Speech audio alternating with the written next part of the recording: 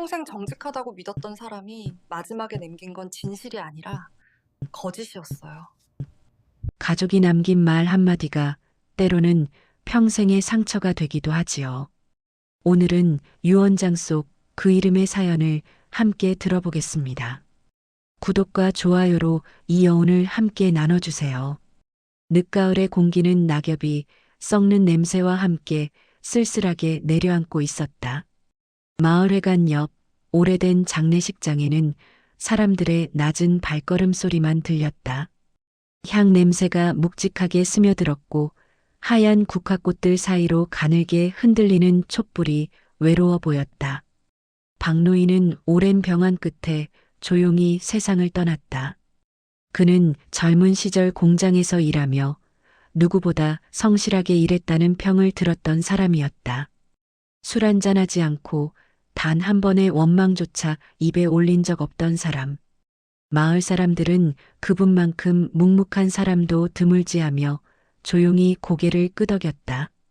누군가는 고인의 낡은 작업복을 떠올렸고 누군가는 새벽마다 집 앞 골목길을 쓸던 그의 뒷모습을 기억했다. 그 모든 장면이 이제는 시간의 틈에 묻혀가고 있었다. 영정 속의 박노인은 잔잔하게 웃고 있었다. 딸 은희는 그 사진 앞에서 오랫동안 아무 말도 하지 못했다. 아버지, 이제 편히 쉬세요. 입술 사이로 새어나온 말은 너무 작아서 누가 들었는지도 모를 만큼 미약했다.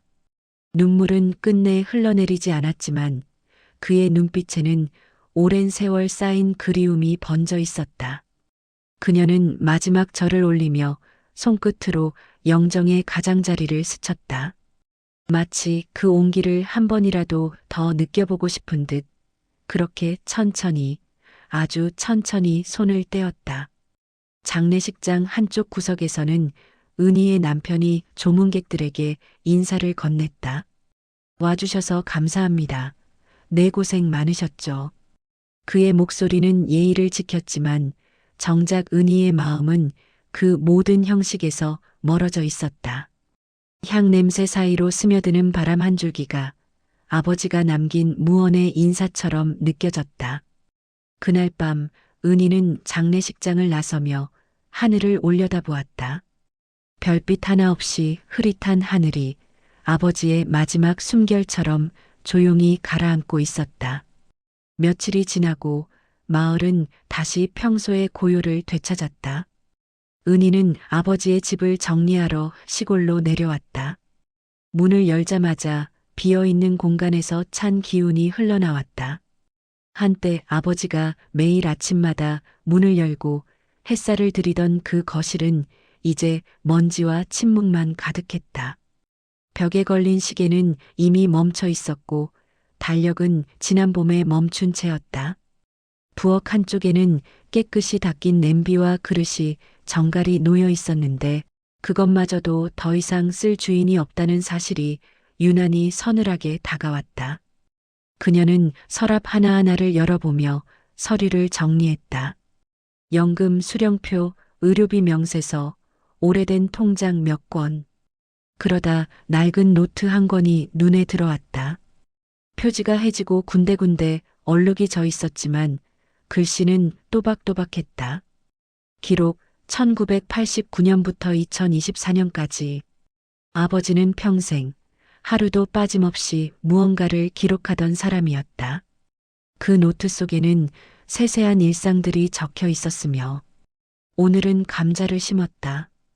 은희가 전화를 했다. 몸이 좀 무겁다.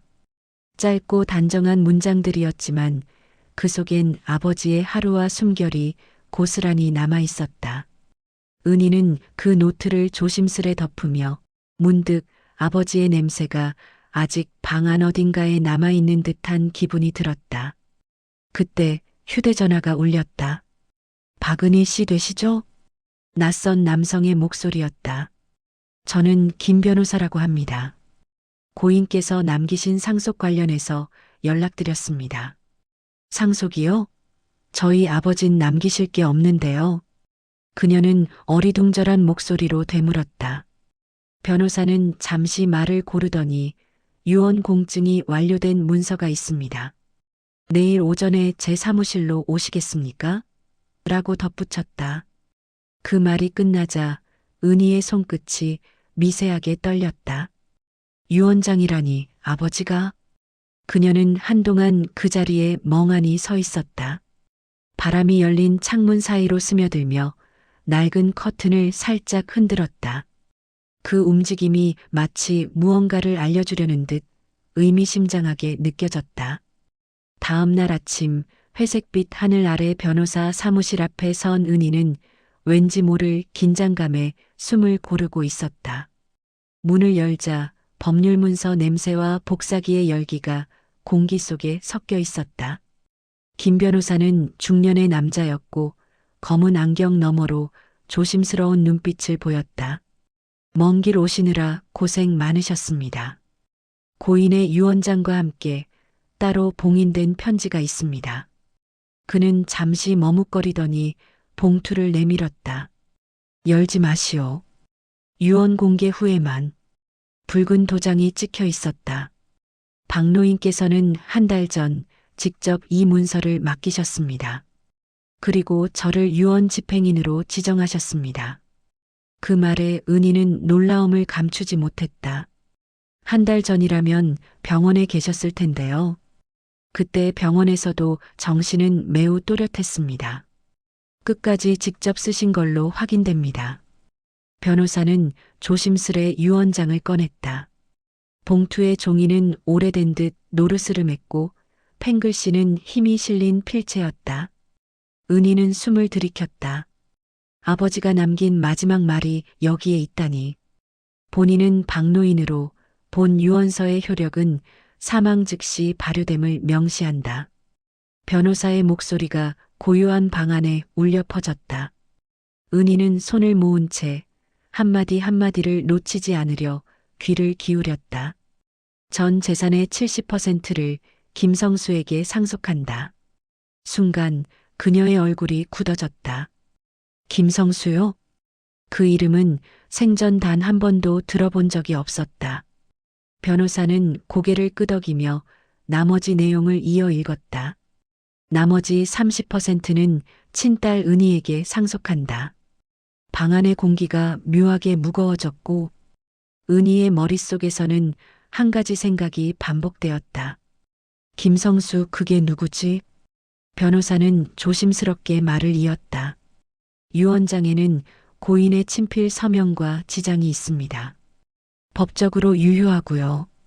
은희는 고개를 떨군 채 한참 말을 잇지 못했다.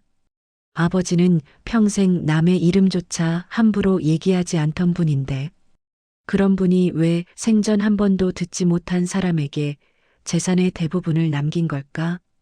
그녀의 눈앞에는 아버지의 병실이 떠올랐다. 창가에 앉아 조용히 무언가를 쓰던 모습. 그때는 그저 일기라고만 생각했는데 그게 유언장이었다니. 그날따라 아버지의 표정이 유난히 차분하고 어딘가 결심한 듯 보였던 이유를 이제야 알 것 같았다. 그러나 그 결심의 방향이 왜 자신이 아닌 김성수라는 이름을 향했던 것일까? 그 의문이 그녀의 마음 한켠을 서늘하게 파고들었다. 집으로 돌아온 은희는 유언장 사본을 책상 위에 펼쳐놓은 채 밤을 지새웠다. 필체는 분명 아버지의 것이었다.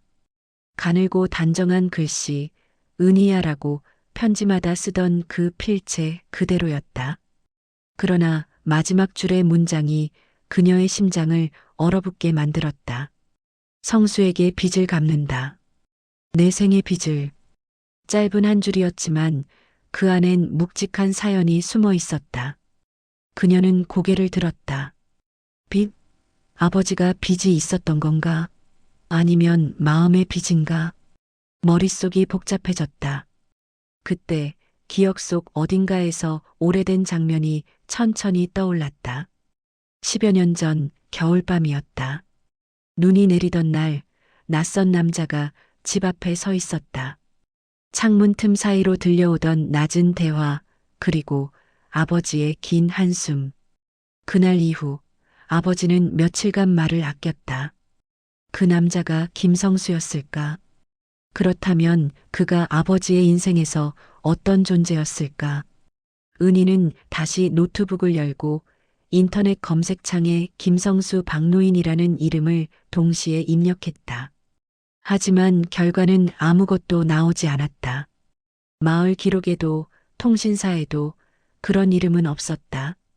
마치 존재하지 않는 사람처럼 흔적이 완전히 사라져 있었다. 그녀는 오히려 그 공백이 더 무섭게 느껴졌다. 아버지가 남긴 빚이라는 단어가 현실보다도 더 큰 그림자를 드리우고 있었다. 그날 밤 바람이 유난히 거셌다. 낡은 창문이 흔들리고 벽에 걸린 시계가 삐걱거리는 소리를 냈다. 그 소리가 마치 누군가의 낮은 숨소리처럼 들렸다. 은희는 그 불안한 소리를 들으며 문득 생각했다. 아버지는 마지막까지 나에게 뭔가를 숨기고 계셨던 걸까? 그 의심이 처음으로 마음속에 자리를 잡기 시작했다. 그리고 그 의심은 다음 날부터 그녀의 삶을 완전히 뒤흔들기 시작할 운명의 전조가 되어가고 있었다. 은희는 새벽 2시가 넘도록 책상 앞에서 시선을 떼지 못하고 있었다. 유언장 사본 옆에는 식은 커피잔이 놓여 있었고 노트북 화면엔 김성수라는 이름이 끝없이 번져가고 있었다. 검색 결과는 매번 허공을 맴돌 뿐 어떤 실마리도 잡히지 않았다. 그 이름은 세상 어디에도 닿지 않는 공기처럼 흩어져 있었다. 그녀는 다시 유언장 속 문장을 손끝으로 짚었다. 성수에게 빚을 갚는다. 내 생의 빚을. 짧은 한 줄이었지만 그 안에 묵직한 울림이 숨쉬고 있었다. 그녀는 조용히 입을 열어 혼잣말을 내뱉었다. 아버지, 그 빚이 뭔데요? 누구에게 남긴 말이었어요. 창문 틈으로 흘러드는 바람이 커튼을 가만히 흔들었고 그 속에서 오래된 숨결처럼 아버지의 기척이 스쳐갔다. 그 순간 머릿속 어딘가에서 오래전 겨울밤의 장면이 서서히 피어올랐다.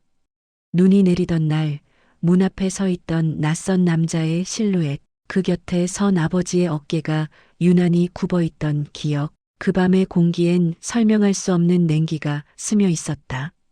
그녀는 천천히 눈을 떴다. 김성수 그 이름을 직접 찾아야겠어. 그 결심이 내면 깊은 곳에서 서서히 자리를 잡고 있었다. 다음 날 은희는 아버지의 물건을 다시 펼쳤다. 유언장 봉투 사이에서 낡은 메모 한 장이 나왔다. 수원시 권성구동 213-7 김성수. 희미한 필체가 연필로 눌러 쓰여 있었다. 그녀는 메모를 오래 바라보다 가방 속 깊숙이 넣었다. 기차 안에서 흘러가는 풍경은 유난히 멀게 느껴졌다. 흐린 햇살이 차창 위로 부서지며 마음속엔 알 수 없는 불안이 번져가고 있었다. 아버지는 왜 그 사람에게 모든 걸 맡겼을까? 그 이름이 정말 사람의 이름일까 아니면 무언가를 숨긴 표식일까? 주소에 도착했을 때 바람에 실린 먼지 냄새가 코끝을 스쳤다. 땡땡동 213-7 오래된 단층 집이었다. 대문은 반쯤 녹슬어 있었고 마당엔 풀잎이 무성하게 자라 있었다. 우편물은 그대로 쌓여 있었고 신문 몇 부가 바람에 넘겨지고 있었다. 사람의 손길이 오랫동안 닿지 않은 채로 시간이 멈춘 듯한 풍경이었다. 그때 담 너머로 이웃 아주머니가 고개를 내밀었다. 거기 찾는 사람 있으세요? 혹시 김성수 씨가 여기 사셨나요? 그분요? 작년에 갑자기 짐 싸서 나갔어요. 밤중에 트럭이 와서 짐을 싣더니 다음 날부턴 발길이 끊겼죠. 어디로 갔는지는 모르세요? 모르는 사람이에요. 그냥 조용히 사라졌어요. 그녀는 잠시 말없이 서 있었다. 마당 안쪽에 자전거 한 대가 녹슨 채 기대어 있었고 그 옆에 의자에는 비가 스며든 흔적이 남아 있었다. 누군가의 흔적이 남은 자리에서 시간만이 덩그러니 흘러가고 있는 듯한 풍경이 묘하게 서늘하게 느껴졌다. 집으로 돌아온 은희는 아버지의 노트를 다시 펼쳤다. 페이지 중간에 흑백 사진 한 장이 끼워져 있었다. 젊은 시절의 아버지, 그리고 그 옆에 선 낯선 남자 한 명. 두 사람은 작업복 차림으로 나란히 어깨를 맞대고 있었다. 사진 뒷면엔 짧은 글귀가 남아 있었다. 성수와 함께 1986년 여름 구미공장. 그녀는 손끝으로 그 글자를 천천히 따라갔다. 1986년 구미공장. 그 시절 아버지가 가장 고단했던 시기였다. 노조가 생기고 해고가 이어지고 매일 싸움이 터지던 시절. 그녀는 그때의 아버지를 떠올렸다. 매일 새벽같이 나가던 발걸음, 밤늦게 돌아와 신발을 벗으며 아무 말 없이 앉아있던 모습, 그 어깨에 쌓였던 피로가 무겁게 내려앉던 시간들. 그녀는 손에 든 사진을 오래 바라보다 구미 지역의 노동복지회관으로 전화를 걸었다. 1980년대 구미 공장에 김성수라는 분이 근무하셨나요? 잠시의 정적 끝에 직원의 낮은 목소리가 들려왔다. 그 이름 산업재해 명단에 있습니다. 1986년 7월 화학 폭발 사고로 사망하신 분이에요. 순간 은희의 입술이 떨렸다. 사망하셨다고요? 네, 오래된 기록이라 정확하진 않지만 그 이후 가족도 없던 걸로 알고 있습니다. 통화가 끝난 뒤 그녀는 핸드폰을 천천히 내려놓았다. 죽은 사람에게 상속을 남겼다고? 머릿속이 서서히 멈춰가는 듯 했고 방 안의 공기가 묘하게 가라앉으며 모든 퍼즐이 엇갈린 채로 흩어지고 있었다. 며칠 후 은희는 다시 변호사 사무실을 찾았다. 유언장에 적힌 김성수라는 이름, 사망자였다고 합니다. 김 변호사는 잠시 생각에 잠기며 고개를 끄덕였다. 그럴 줄 알았습니다. 박노인께서 남긴 계좌가 있거든요. 계좌요? 김성수 이름으로 개설된 비밀 통장입니다. 15년 전부터 조금씩 입금이 이어졌습니다. 대부분 현금으로요. 그녀는 조용히 숨을 고르며 물었다. 그럼 그 돈은 지금 누구 손에 있나요? 지금도 관리되고 있습니다. 하지만 계좌 명의가 가짜라 법적으로 실소유주를 확인하기 어렵습니다. 변호사는 잠시 그녀를 바라보다 낮은 목소리로 말을 이었다. 박노인께서 이런 말씀을 하셨죠.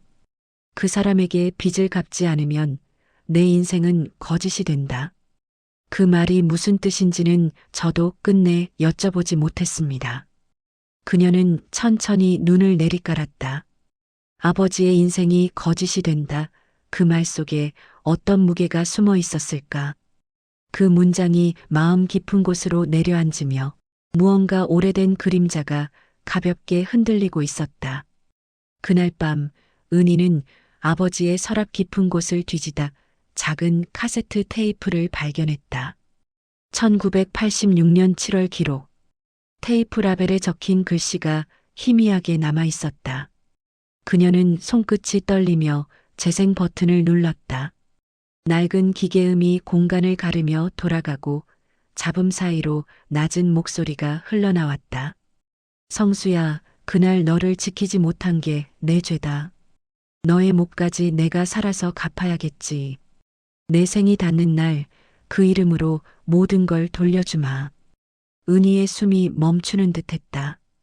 그 목소리는 분명 아버지였다. 그리고 이어진 침묵 속에서 또 다른 남자의 목소리가 짧게 섞였다. 박 선생, 약속은 지켜야죠. 그렇지 않으면 모두 알게 될 겁니다. 테이프는 그 말과 함께 뚝 끊겼다. 은희는 눈을 감은 채 손을 꼭 쥐었다.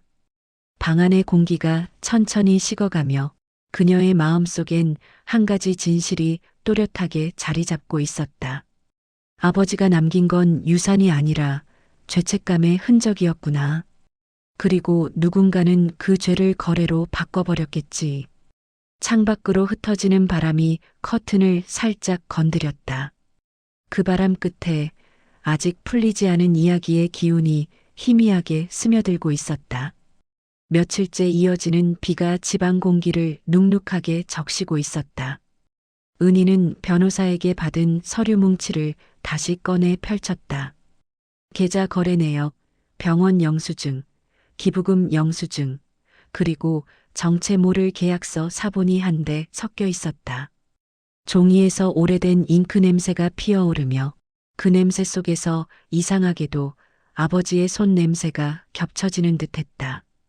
계약서 상단에는 익숙하지 않은 회사명이 적혀 있었다. 서강개발. 15년 전 아버지가 공장 일을 그만두고 잠시 관리직으로 일했다던 그 회사였다. 그녀는 손끝으로 사인을 따라 내려가다가 한 줄의 이름에서 눈을 멈췄다. 대표이사 한도현. 어딘가 낯익은 이름이었다. 컴퓨터를 켜고 검색창에 서강개발 한도현이라 입력하자 수많은 뉴스 기사들이 연달아 나타났다. 서강개발 공장 폭발 사고 은폐 의혹, 피해 노동자 보상 누락 사건 재조명. 그 제목 하나하나가 그녀의 시선을 붙잡았다. 기사 속에는 아버지의 이름도 잠시 언급되어 있었다. 박땡땡, 당시 현장 반장. 피해자 김성수의 유족 대신 합의 서명. 그 문장을 읽는 순간 숨이 막히듯 멎었다. 유족 대신 합의? 그녀의 손이 미세하게 떨렸다. 아버지가 피해자 대신 합의를 했다면 그건 도대체 왜였을까? 창밖에서 번개가 번쩍이며 어둠을 갈랐다. 그 빛 속에서 은희의 눈동자에도 복잡한 감정이 스며들고 있었다. 분노와 혼란 그리고 믿을 수 없는 의심이 천천히 뒤섞여가고 있었다. 다음 날 은희는 오래된 기차를 타고 구미로 향했다. 아버지가 청춘의 대부분을 보냈던 그 도시, 그리고 김성수가 숨을 거둔 그 현장으로 향하는 길이었다. 역을 나서자 비냄새와 녹슨 철 냄새가 뒤섞여 있었다. 지도에 찍힌 옛 공장은 이미 폐허가 되어 있었고 덩그러니 남은 철문 위에는 출입 금지라는 붉은 팻말이 바람에 흔들리고 있었다. 그녀는 잠시 망설이다가 낮게 열린 틈으로 조심스레 발을 들였다. 공장 내부는 시간의 먼지로 뒤덮여 있었다. 녹슨 파이프와 부서진 기계, 깨진 유리창 사이로 쏟아지는 햇살이 잔해 위에 얼룩처럼 퍼지고 있었다. 그녀의 발자국이 바닥의 먼지를 가르며 천천히 움직였다. 그때 어두운 구석에서 노인의 목소리가 들려왔다. 거기 누구요? 은희가 돌아보자 낡은 작업복을 입은 경비 노인이 천천히 다가왔다. 이 공장 아버지분이 일하셨던 곳이죠? 어떻게 아세요? 박노인 따님이시잖아요. 그분은 전설이었죠. 마지막 폭발 사고 때 사람들 구하려다 많이 다치셨지. 그 말에 은희의 눈이 흔들렸다. 그럼 그날 사고의 원인이 뭐였나요? 노인은 잠시 담배에 불을 붙이며 시선을 멀리 던졌다. 진짜 원인 말이에요? 기록엔 가스밸브 누출이라 돼 있지만 다들 알죠. 설비 불량이 아니라 사람의 손이었단 걸. 사람의 손이라니요? 회사 위에서 압박이 들어왔거든요. 생산량 늘리려면 안전 밸브를 막으라고. 박 노인이 반대했지만 결국 누군가 몰래 밸브를 잠갔지. 그녀는 말없이 숨을 삼켰다. 그 일이 있고 나서 피해자 가족들 보상도 제대로 못 받았어요. 특히 김성수, 그 사람은 제일 억울하게 갔죠. 그 후로 박 노인이 회사에 남았다는 게 참 이상했어요. 그 말이 은희의 머릿속에서 오래 울렸다. 아버지는 반대했는데 결국 회사에 남았다. 그건 스스로의 죄책감 때문이었을까? 아니면 누군가에게 잡혀 있었던 걸까? 집으로 돌아온 은희는 다시 서류들을 정리하던 중 서랍 속에 감춰진 두 번째 카세트 테이프를 발견했다. 라벨에는 약속 2008이라고 적혀 있었다. 그녀는 손끝이 떨리며 재생 버튼을 눌렀다. 한 사장, 난 이젠 더 못하겠네. 김성수 이름으로 돈을 돌려받는 일, 그건 내 죄를 갚는 게 아니라 더 씌우는 거야. 잠시 침묵이 흘렀고 이어서 낮은 웃음소리가 들려왔다. 박 선생, 이미 시작했잖아요.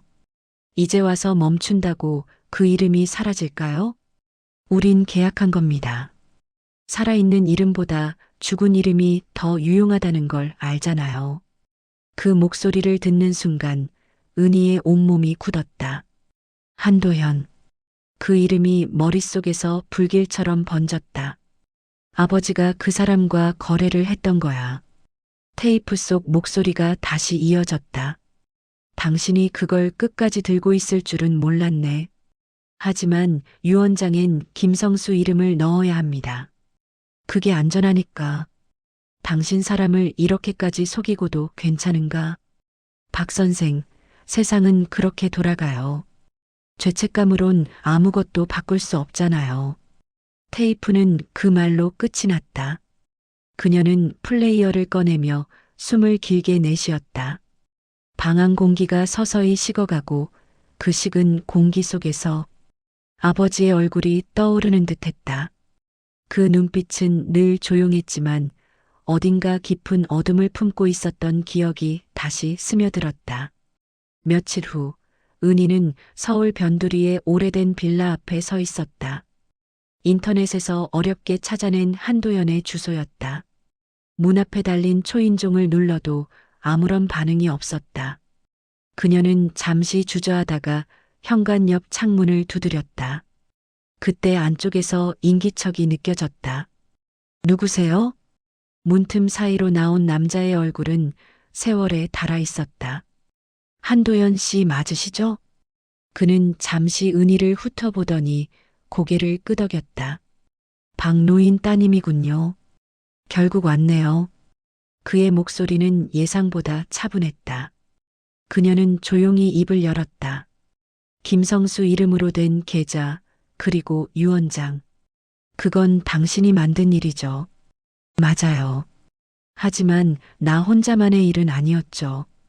당신 아버지도 그걸 알고 있었습니다. 아버진 죄책감 때문에 어쩔 수 없었을 뿐이에요. 그 죄책감 덕분에 나도, 그 회사도, 당신도 여기까지 온 겁니다. 그의 말투엔 미묘한 비웃음이 섞여 있었다. 당신은 그 이름을 이용했어요. 죽은 사람의 이름으로 돈을 돌려받고 죄를 숨겼어요. 그 이름이 없었다면 당신 아버진 더 일찍 무너졌을 겁니다. 그건 변명이에요. 아니요, 현실이죠. 세상은 누구나 누군가의 이름을 빌려 살아가니까. 그녀는 손을 움켜쥐며 숨을 삼켰다. 그럼 지금이라도 그 계좌를 공개하세요. 모든 걸 세상에 밝히세요. 지금 와서 그게 무슨 의미가 있나요? 박 노인도 원하지 않았을 겁니다. 그분은 마지막까지 나를 지키려 했으니까. 그 말에 은희의 눈빛이 흔들렸다. 지키려 했다니 무슨 뜻이에요? 그는 잠시 침묵하다 낮게 웃음을 흘렸다. 당신 아버지는 결국 나 대신 책임을 짊어진 사람이었죠. 사고가 났던 그날 밸브를 잠근 건 나였어요. 그녀는 말문이 막혔다. 공기가 멈춘 듯한 정적이 흘렀다. 그분은 내 대신 서명했고 난 그 대가로 평생 그 이름을 관리했죠. 그게 김성수라는 이름이에요. 죄책감으로 돈을 모았고 난 그걸 숨겨줬을 뿐이에요. 은희는 눈을 감았다. 아버지가 남긴 모든 흔적이 한순간에 뒤집히는 듯한 충격이 몰려왔다. 그녀의 머릿속엔 아버지의 말이 다시 울려 퍼졌다. 성수에게 빚을 갚는다. 내 생의 빚을. 그 빚은 사람이 아닌 죄의 이름이었음을 이제야 알 수 있었다. 집으로 돌아온 은희는 오래된 서류와 녹취 파일을 한데 모았다. 손끝이 떨리면서도 눈빛엔 결심이 서 있었다. 아버지가 감췄던 진실을 드러내는 일, 그게 그가 끝내야 하지 못했던 마지막 선택이라는 걸 알고 있었다. 새벽이 다가오자 창문 밖으로 비가 내리기 시작했다. 그 빗소리에 맞춰 그녀는 변호사에게 메일을 보냈다. 제목엔 단 한 문장만 적었다. 진실을 세상에 내놓겠습니다. 그녀는 마지막으로 아버지의 사진을 바라보았다. 그 미소는 여전히 따뜻했지만 그 속에 잠긴 침묵은 오래된 고백처럼 느껴졌다. 손끝이 사진 가장자리를 스치며 그녀는 낮게 속삭였다. 아버지, 이번엔 제가 빚을 갚을게요. 그 순간 창문 너머 새벽빛이 희미하게 번지고 있었다. 밤새 쏟아진 비가 멎으며 젖은 나뭇잎 위로 맑은 빛이 내려앉았다. 그 빛 속에서 어딘가에서 들려오는 기계음 같은 새소리가 묘하게 잔잔하게 퍼지고 있었다. 그리고 그 소리는 마치 이제서야 오래 묵은 이야기가 끝을 향해 흘러가고 있다는 신호처럼 들려오고 있었다.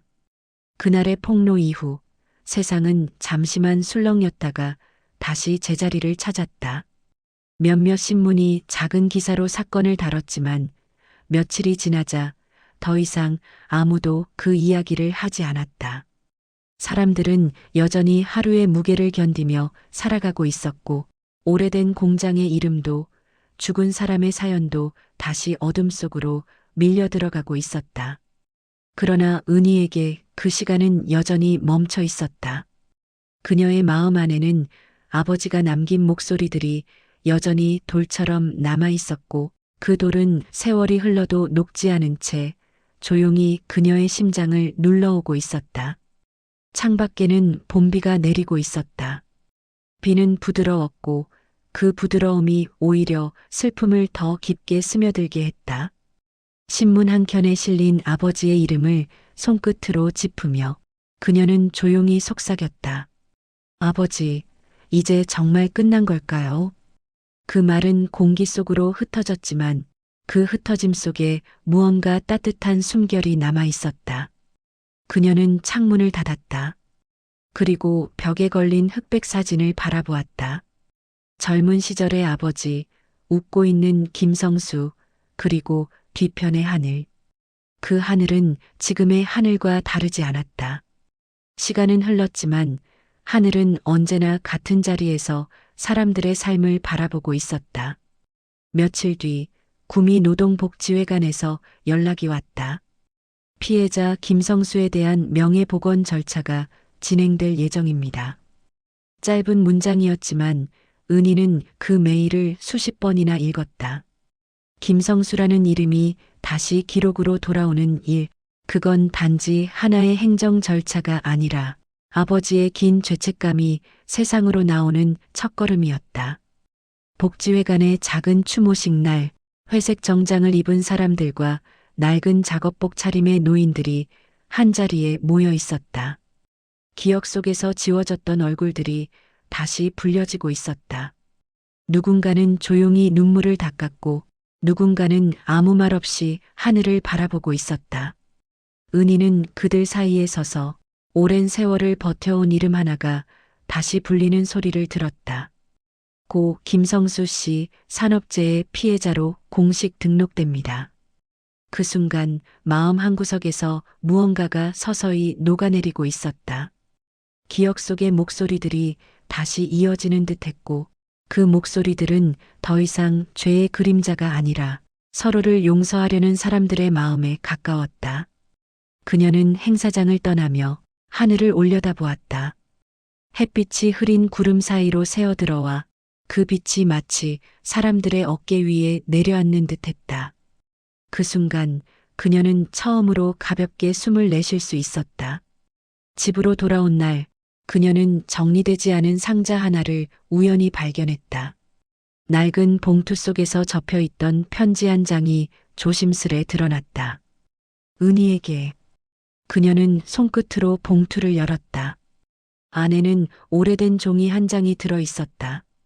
잉크는 바랬지만 필체는 또렷했다.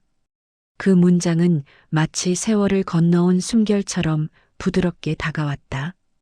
은희야, 사람은 누구나 죄를 짓지 않으려 하지만 때로는 죄를 지은 뒤에야 인간이 되는 것 같더구나. 나는 누군가를 살리려다 또 다른 이를 아프게 했고 그 뒤로는 하루도 편히 잠든 적이 없었다. 하지만 내가 웃는 날이면 그 모든 죄가 잠시 용서받는 듯 했단다. 그녀는 편지를 읽으며 눈을 감았다. 문장 하나하나가 숨결처럼 스며들었고 그 안엔 오래된 후회와 사랑이 얽혀 있었다. 성수라는 이름은 내 부끄러움이자 내 고마움이었지. 그 이름이 사라지면 내 삶도 무너질 것 같았다. 그래서 그 이름으로 돈을 모았고 그 이름으로 기도했단다. 혹시라도 그 이름이 다시 세상에 불릴 날이 온다면 그때는 내가 그 자리에 있어주면 좋겠구나. 편지는 그 문장으로 끝나 있었다. 그녀는 오랫동안 종이를 손에 쥔 채로 움직이지 않았다. 마치 아버지의 목소리가 방 안 어딘가에서 다시 흘러나오는 듯 했다. 그 목소리는 슬프지 않았고 오히려 따뜻하고 고요한 힘을 가지고 있었다. 시간은 느리게 흘러갔다. 사건이 세상에 잊히고 사람들의 기억이 희미해질 무렵 은희의 일상도 조금씩 자리를 되찾아갔다. 새벽에 일어나 커피를 내리고 창문을 열면 봄빛이 가득 들어왔다. 그녀는 종종 아버지의 안경을 닦으며 혼잣말을 했다. 이제는 조금 덜 미워할 수 있을 것 같아요. 그 말은 자신에게 하는 위로였고 그 속엔 용서의 한 조각이 천천히 녹아들고 있었다. 하루는 낡은 카세트 플레이어를 꺼내 들었다. 테이프 속에는 오래된 잡음이 섞여 있었지만 그 소리 속에서 희미하게 들려오는 아버지의 숨소리가 남아 있었다. 그 숨결은 아직도 그녀 곁을 스치며 삶의 한 모퉁이를 부드럽게 감싸주고 있었다. 그녀는 잠시 고개를 떨군 채 그 소리를 따라 숨을 고르고 있었다. 마치 과거의 시간과 지금의 자신이 같은 호흡 안에서 만나고 있는 듯한 느낌이었다. 몇 해가 흘렀고 은희는 도서관에서 작은 강연을 맡게 되었다. 기억의 책임이라는 제목이었다. 그녀는 단상 위에서 조용히 마이크를 잡았다. 저는 어떤 이름을 통해 인간의 죄와 용서를 배웠습니다. 그녀의 목소리는 단단하지 않았지만 진심이 담겨 있었다. 강연이 끝나자 한 노신사가 다가와 손을 내밀었다. 박노인 따님이시죠? 예전에 같은 공장에서 일했었어요. 그분은 정말 착한 분이었죠. 마지막까지 사람들을 지키려 하셨으니까요. 그 말에 은희는 고개를 천천히 숙였다. 그제야 아버지가 그토록 숨기고 싶어 했던 것이 결국 사람을 향한 마음이었다는 걸 온전히 받아들일 수 있었다. 그날 집으로 돌아가는 길, 거리의 벚꽃잎이 바람에 날리고 있었다. 그녀는 잠시 걸음을 멈추고 하늘로 흩어지는 꽃잎을 바라보았다. 꽃잎은 무수히 떨어졌지만 그 떨어짐이 꼭 끝처럼 느껴지지는 않았다. 밤이 깊어지자 집안은 고요에 잠겼다. 책상 위에는 아버지의 사진, 그리고 편지가 놓여 있었다. 그녀는 촛불을 켰다. 불빛이 잔잔히 흔들리며 방 안에 그림자를 만들고 있었다. 그 불빛 사이로 그녀는 천천히 마음속 말을 꺼내놓았다. 아버지, 당신의 죄는 이제 제 삶 안에서 의미로 바뀌었어요. 당신이 남긴 무게는 제게 책임이 되었고 그 책임은 다시 사랑으로 흘러가고 있어요. 그녀는 눈을 감았다. 그 순간 마음속 어딘가에서 오래된 그림자가 흩어지며 새로운 빛이 번져나가고 있었다. 그 빛은 화려하지 않았고 오히려 잔잔하고 따뜻한 온도를 가지고 있었다. 그녀는 알 수 있었다. 사람이 완전해지는 건 무죄에서가 아니라 자신의 잘못을 품고 살아가기 때문이라는 걸. 그 품음 속에서 용서가 자라고 그 용서 속에서 사랑이 남는다는 걸. 창밖에는 새벽이 천천히 다가오고 있었다. 어둠이 물러나고 희미한 빛이 커튼 사이로 스며들었다. 그 빛은 사진 위를 스치며 아버지의 웃음을 아주 잠시 다시 되살려 놓았다. 그녀는 그 빛을 바라보며 고요하게 속삭였다. 이제 정말 괜찮아요, 아버지. 그리고 그 말은 새벽 공기 속으로 흩어져 어딘가로 아주 천천히, 아주 멀리 번져가고 있었다. 그 번짐은 끝이 아니라 누군가의 삶 속으로 이어지는 또 다른 시작처럼 보였다.